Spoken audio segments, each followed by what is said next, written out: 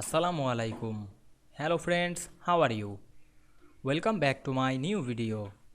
In this video, I am going to show you how to set a bar tab stop in Microsoft Word. Let's get started. Firstly, we have to open a Word document. Then we want to set a bar tab stop in this document. Firstly, write anything.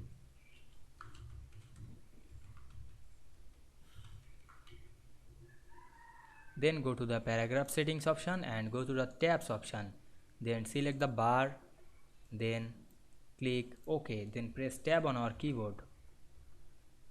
And we can see we set the bar tab stop very easily.